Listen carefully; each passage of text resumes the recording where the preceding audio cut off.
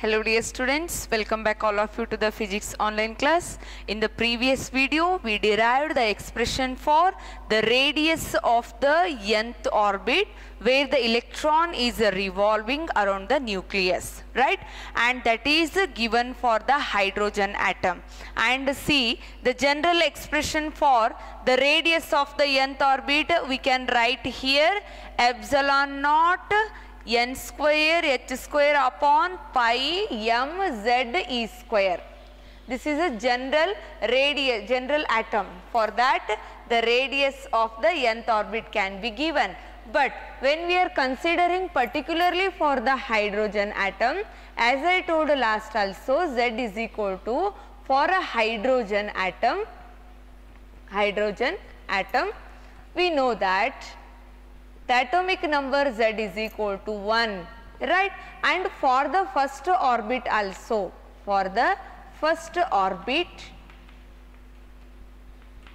we can write n is equal to 1 here. Then Rn will come now epsilon naught h square upon pi m e square. Remember dear students, okay? And here, see dear student, this is particularly very important because just 2020 what the March exam they have written, this question was asked particularly for the hydrogen atom. Then you compulsorily need to write the hydrogen atom means z equal to 1, and for the first orbit means n is equal to 1 here. And if you write n is equal to 1, that is taken as here radius, the orbit, the radius of the first orbit is obtained. Yes, and by taking the value of epsilon naught h pi m e square, we are going to get here the value that is, so how much means 0.53 angstrom.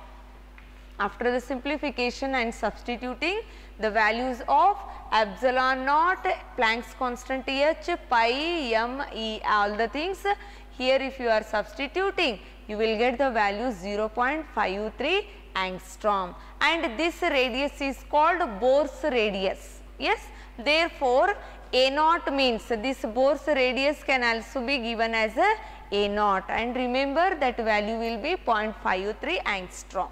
Okay, and from this expression we can also came to know that the Rn, the radius of the nth orbit, is directly proportional to the square of that orbital number, that is quantum number, square of the quantum number.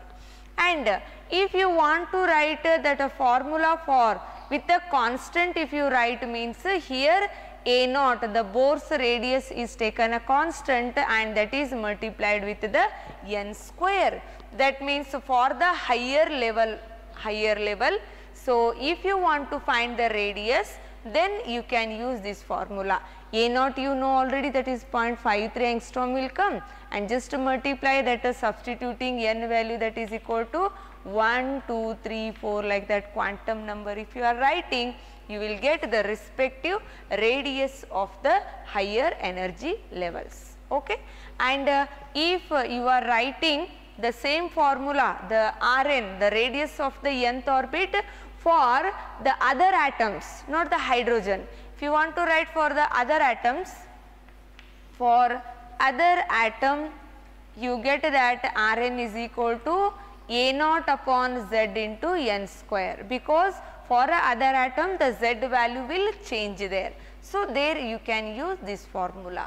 I hope you understood the concept dear student. Yes, and there the derivation of the radius of the nth orbit where hydrogen electron is revolving around the nucleus. Okay, yes, and today we are going to derive the one more very important expression, that is total energy of the electron revolving in the orbit around the nucleus. Next, today we will derive the one more expression for the total energy of the electron. Remember, this is also important for the 5 marks. Total energy of electron in hydrogen atom. in hydrogen atom in nth orbit, where that electron is revolving, that is revolving in the nth orbit. Okay. And what is the consideration for this? How to start the expression? Consider an electron of the charge minus E, an electron of a charge minus E revolve around the nucleus of the hydrogen, revolve around the nucleus of the hydrogen atom which having a charge of plus E. Hydrogen means for that Z equal to 1, therefore plus E is taken as the charge of the nucleus of the hydrogen, and an electron of charge minus E revolving around the nucleus in the nth orbit, in the nth orbit. And we know that the electron can revolve around the nucleus only when the centripetal force is exist, and that centripetal force is provided by the electrostatic force of attraction between electron and the nucleus here. Are you getting my point? Last what the point we used in the radius, same thing we are applying here. Consider an electron with a negative charge revolving around the nucleus in a orbit, that is the nth orbit around the nucleus of the hydrogen with the charge plus E, right. And we have that the centripetal force. I can write here centripetal force is equal to electrostatic force.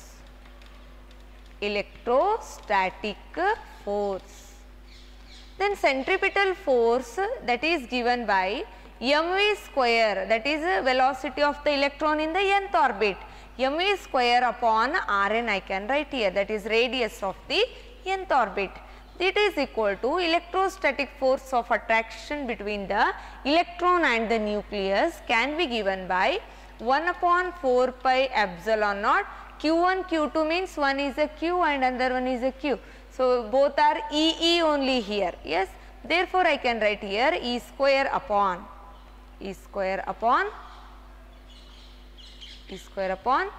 Rn square, and 1 Rn get cancelled, and here I can write mv square n is equal to E square upon 4 pi epsilon naught Rn can be given.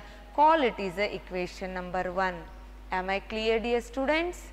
And see, dear students, already you learned that total energy of the electron in the hydrogen atom in the nth orbit can be calculated by considering the sum of kinetic energy of electron and its potential energy, isn't it?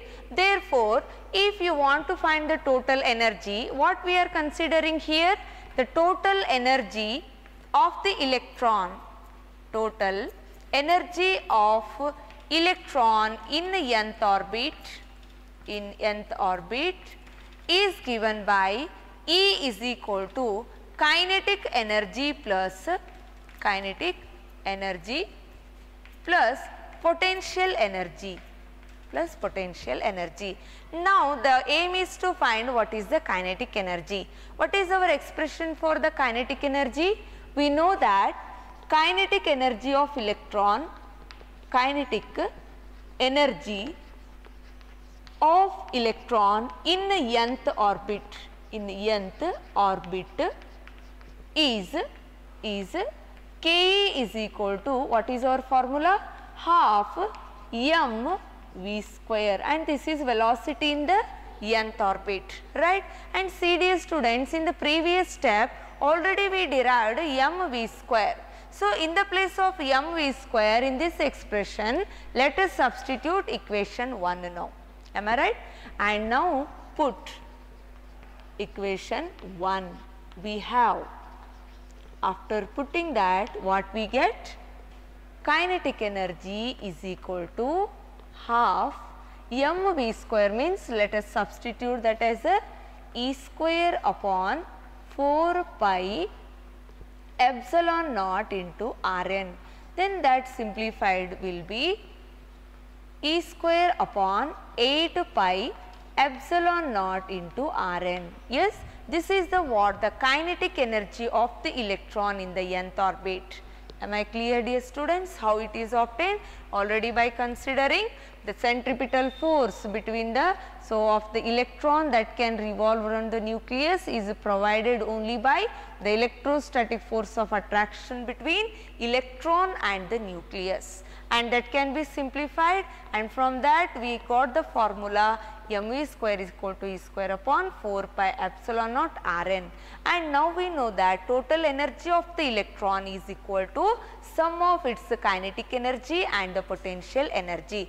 Therefore, first we derived the kinetic energy expression for electron, and now let us get the formula for potential energy of the electron.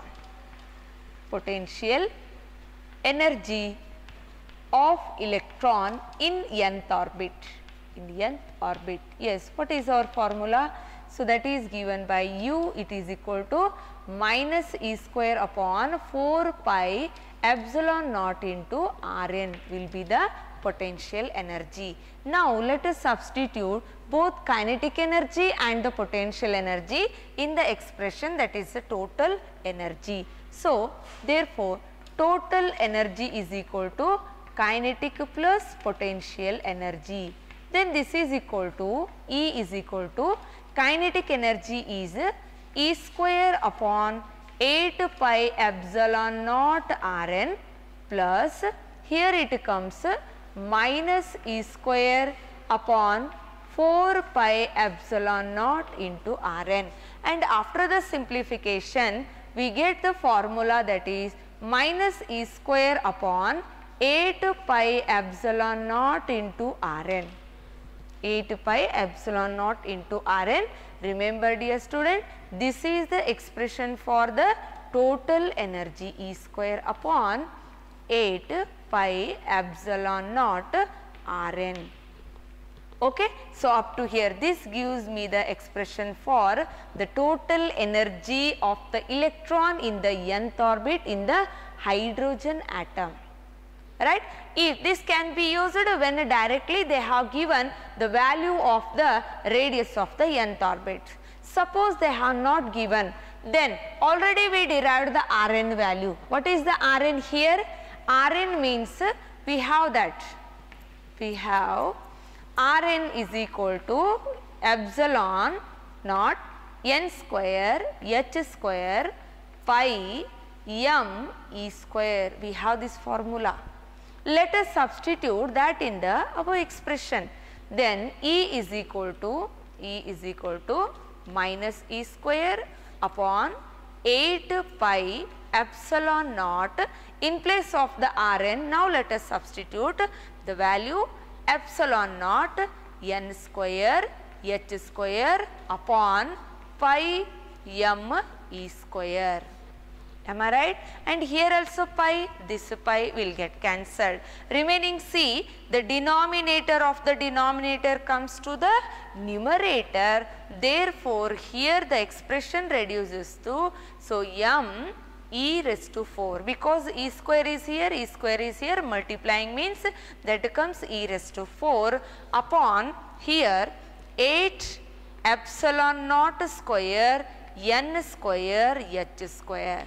Remember, dear student, this is my final expression of the total energy of the electron. Very important expression. What is the total energy of the electron in the nth orbit in the hydrogen atom? E is equal to minus m e fourth upon 8 epsilon naught square n square h square. Am I clear, dear students? This is a very important. Yes, as I told, radius and the total energy expressions may come. Definitely they will be asked in your annual theory examination for the 3 or the 5 marks, right?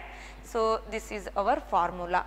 Then see, in the expression what the negative sign indicates? The negative sign indicates that electron is bound to the nucleus and that is revolving around the nucleus in a certain orbit. Am I clear, dear student? Okay. So, what the negative sign indicates? Electron is bound to the nucleus and revolving in a particular orbit around the nucleus. Okay.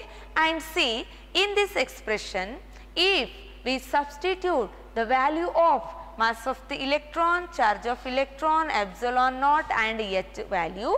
So, after the simplification, we get that by putting the value of values of m, e, h, epsilon naught, we get yes, what expression will come here? En is equal to minus 13.6 upon n square, that will be measured in the electron volt. So, this will be our formula. Remember, dear students, how do we get this? So, you will get that by substituting m, e, epsilon, h in this expression. So, after simplification, we get the value that is minus 13.6 upon n square. Okay. And if you want to find energy of the respective levels, right, or energy of the respective orbit here, what you need to do? Substitute the value, the quantum number value n is equal to 1, 2, 3, 4 like that. Accordingly, we get the energy of that respective spectral level. Okay. And see, if n is equal to 1, that is for the first orbit. For the first orbit, energy equal to what? E1 is equal to minus 13.6 upon n is equal to 1 here. So, my energy remains 13.6 electron volt. And if for the second, if you use n is equal to 2, that is for the second orbit of the electron, then E2 will be is equal to minus 13.6, here n value taken to be 2, then minus 13.6 upon 2 square means that comes 4, that is equal to minus 3.48 electron volt. Accordingly, if you go on substituting the value of the n as n is equal to 1, 2, 3, 4 like that up to infinity, remember dear students, the energy at infinity will become 0. Yes. So, if you are using energy at infinity will be infinity, that is n you are taking as a infinity. Yes. So, this will be what our expression. Am I clear? And see, the expression for the total energy is very important for the either 3 or the 5 marks. Okay. And now let us solve the another expression, that is finding the frequency of the spectral line. Yes. So, we derived the expression of the energy here, and see this small change can be taken, and as you know that it will come minus 13.6 upon n square electron volt. As we know that n, if it reaches to the infinity, 1 by infinity means what value we get? That will be 0. Yes. So, therefore, here that can be given as a En equal to 0 only, En infinity is equal to 0 we can consider. Okay. And see, let us move now to the derivation of the frequency of the spectral line. Actually, when electron, if you consider hydrogen atom, electron is one only and that is present in the ground state. But if you provide the external energy to that electron, immediately it jumps to the higher energy level. That means it is going from one energy level to the another energy level. It makes a transition. If it jumps to the higher energy level, will it stay there for the long term? No. Immediately it will come back to the initial ground state only within a time of period 10⁻⁸ second. Yes. Therefore, in a transition time, what happens? The time will be very short, that is of the order 10⁻⁸ second. but when that electron is returning to the ground state or the initial state, it emits the radiation. It emits the radiation. That only in the last class about the Bohr's third postulate when we were discussing, we discussed this point only. Yes, when an electron make a transition from so higher energy level to the lower energy level, the energy, the photon is emitted. The photon energy E is given by the difference in the energy levels, isn't it? So, if we consider that Bohr's postulate, now we can derive the expression for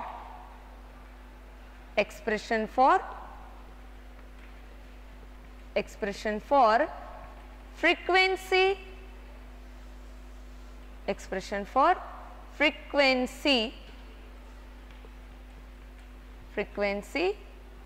of spectral line or photon. I can write here photon, because photon only emitted during the transition. Yes, and see dear student, from Bohr's postulate,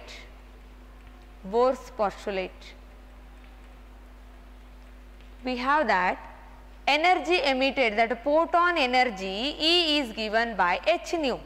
H nu is equal to what I was written that time, E1 minus E2 there, or difference of that energy can be taken. Okay, and see, just now we derived the expression for the energy of the electron in the nth orbit. Yes, that is equal to minus me4th upon 8 epsilon naught square n square h square. If we write particularly for the 2 state of the electron, 2 state means n value will be changed there. Yes, and see, h nu is equal to energy in the first state means that I can write initial state, Ni I will write here, Ni initial state, N2 means that E2 means I write Nf, that is the final state of the orbit. Then here Eni means, let us substitute minus E4th upon 8 epsilon naught. Here initial orbit Ni square is taken, h square is written, and minus write as it is, into bracket En is also writing in a minus, therefore minus me4th upon 8 epsilon naught square Nf, final state here, Nf h square will be taken. And see dear student, we know that minus into minus will become plus here, therefore after the simplification h nu is equal to minus me4th upon 8 epsilon naught square Ni square h square plus me4th upon 8 epsilon naught square Nf square and h square. See, this term will come first because it is positive, and in both the terms, what are the common factors are there that can be taken out, right? And see, LHS is equal to h nu, and take the common factors outside and rearrange the terms here, that is me4th is common, 8 is common, epsilon naught square, h square, these all are common terms. And if you simplify here, what comes now? 1 upon Nf square minus Ni square will come. Am I right dear students? See, this term I have taken first, this is here, and in case of this what is there? 1 upon Nf square is there, and minus of 1 upon Ni square, and me4th 8 epsilon naught square h square, these all common in both the expression, right? And now frequency nu is equal to, let us take h here, that comes me4th upon 8 epsilon naught square, this h is multiplied here, therefore it comes h cube into bracket 1 upon Nf square minus 1 upon Ni square. Okay. And next see dear students, NF. Okay. So, then this nu is equal to, yes, finally, so this will be my expression for the frequency of the spectral line which is emitted, which is released when an electron in the hydrogen atoms jumps from higher energy to the lower energy state. Am I clear dear students? Okay. And here we can write the another thing, that is the converting this frequency in terms of the wavelength. Suppose let us take, there is a lambda is the wavelength of that photon. Yes, because it has the energy is equal to h nu, frequency is there, mean definitely that can be converted in terms of wavelength also. Therefore, lambda is wavelength of that spectral line, wavelength of spectral line. Therefore, from the previous concept we know that speed of the light can be expressed as a product of wavelength and the frequency. And now you want a frequency, means frequency is given by speed of light upon the wavelength. So, in the above expression, in place of the frequency, now I substitute c by lambda here. So, this can be given as c by lambda is equal to m e fourth upon 8 epsilon naught square h cube into bracket 1 upon n f square minus 1 upon n I square. Okay dear students, we are at the end of the expression, and 1 upon lambda is equal to this c is multiplied here m e fourth upon 8 epsilon naught square h cube into c. You know that where c is the speed of the light in the vacuum, it is equal to 1 upon n f square minus 1 upon n I square. Okay. And this term is called, this term can be replaced as a constant. That constant is represented by a letter r here, and in the, so atoms r means it is called Rydberg constant. Rydberg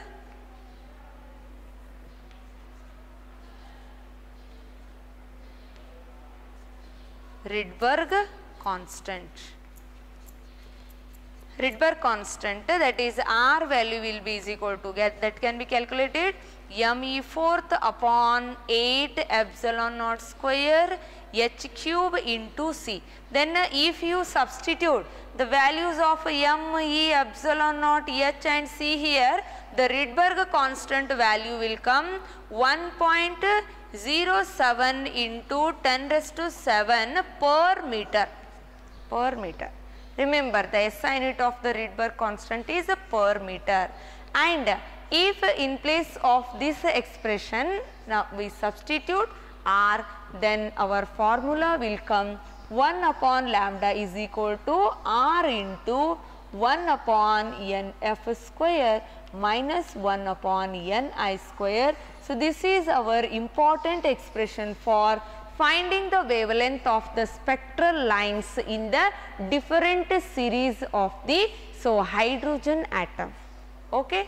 So, I hope dear students all the steps what we have derived here and discussed here are clear. So, you have to prepare and work more on this expression, and this is a final expression which can be used to understand and study the wavelength of the different spectral lines in the different series of the hydrogen atom. Yes, that hydrogen spectrum and how that can be taken, that we discuss in the next class. Okay dear student, I hope you are understanding the chapter atoms, and if any questions are there you can ask me, and thank you for watching this video.